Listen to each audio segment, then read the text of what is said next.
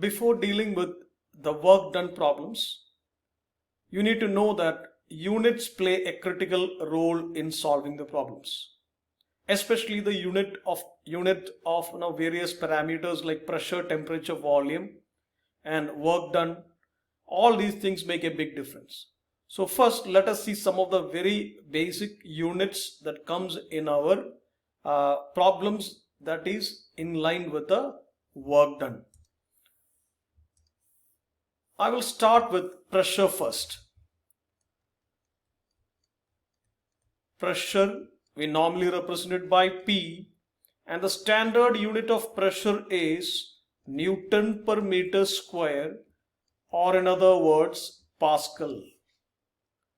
Now what happens is that the pressure they might give you in terms of bar, which is a very standard or a unique unit of pressure, and the conversion is quite simple. 1 bar is equal to 10 raised to 5 Newton per meter square or Pascal.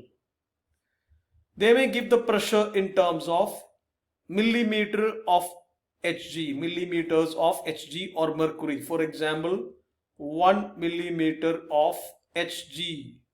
Again, the conversion is 133.322 Newton per meter square or Pascal. Again, when they are giving you kilonewton, that is our basic unit itself, but it is in the range of kilo. So if all other units are given in terms of this kilo, then you may go for kilonewton. There is no issue in that, but be careful that it should be all in the same range. Always sticking on to the basic unit will be much easier, and it will be less prone to errors. Next thing is about volume. We have specific volume, which is always represented by small v, and the unit is meter cube per kilogram. And when I say the total volume, this total may not be used every time. So when I say volume, and it is represented by capital V, and the unit is normally meter cube. Now you can see the connection between specific volume and total volume or volume. Volume V is equal to mass into specific volume, and that is how the unit becomes meter cube. For example, if you take this one, capital V, which is the total volume, is represented by meter cube, which is equal to mass, which is kilogram, and into specific volume it is meter cube per kilogram.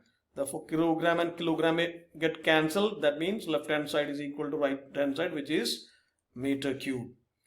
So there is a connection between specific volume and total volume, and depending on the unit you may have to take it appropriately. Next thing is about the temperature. When it is given in degrees centigrade, we use small t, and when it is given in Kelvin, we use capital T. And Kelvin is the standard unit, and as you know that capital T is equal to 273 plus small t or degree centigrade. So most of our equations have capital T, that is temperature in Kelvin. Now about work done.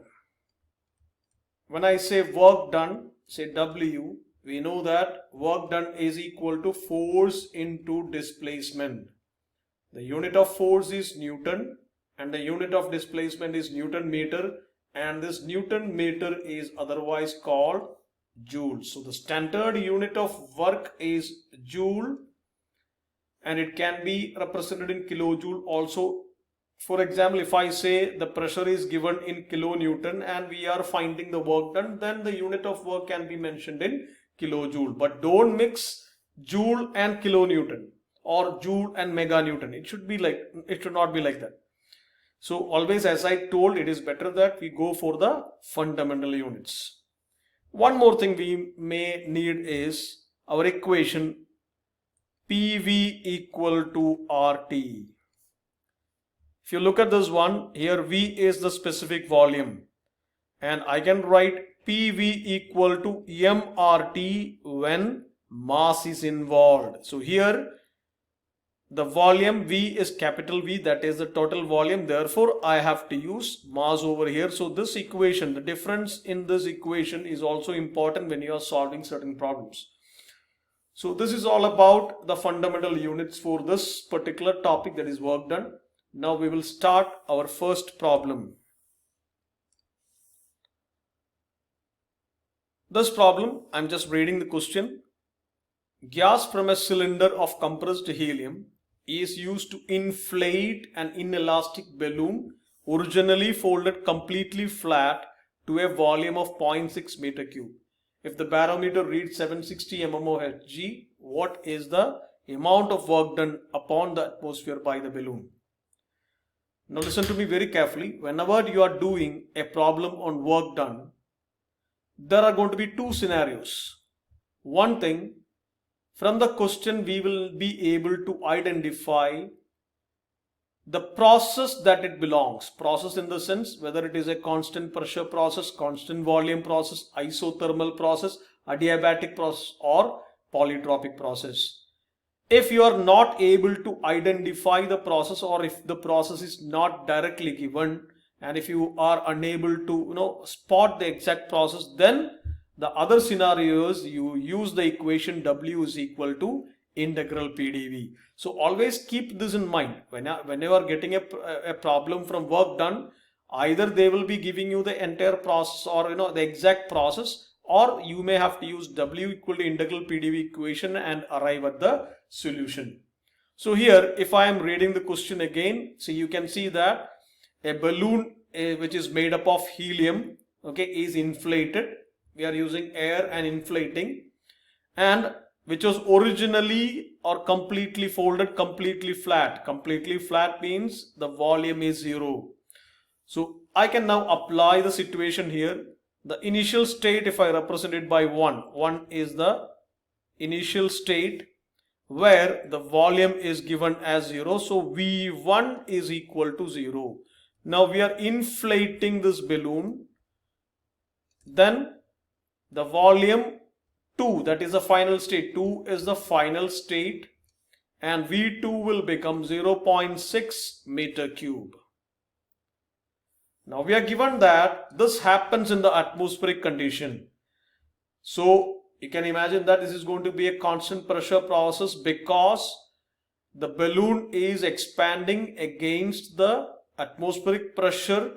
The volume is changing and the pressure of the atmosphere is remaining constant. It is not going to change.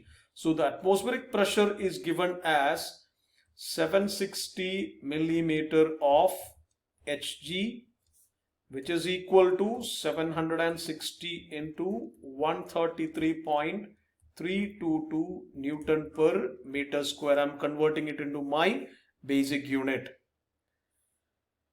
Now if I consider this as a constant pressure process, or if I am clearly able to identify it as a constant pressure process, then I have the equation W1 to 2 is equal to P into V2 minus V1 joule. Or I can apply the equation W is equal to integral 1 to 2 PdV. It's the same. So if I'm applying this integral PdV, I have P, which is this pressure, and dV is the change in volume. So I'm using this equation. You'll get pressure is 760 into 133.322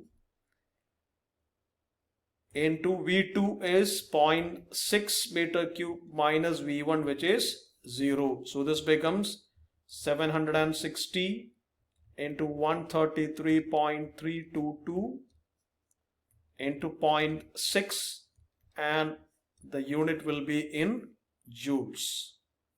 Now if you have any doubt in the unit, you can clearly see this 760 into 133.322 is in Newton per meter square or Pascal, and the volume is in meter cube.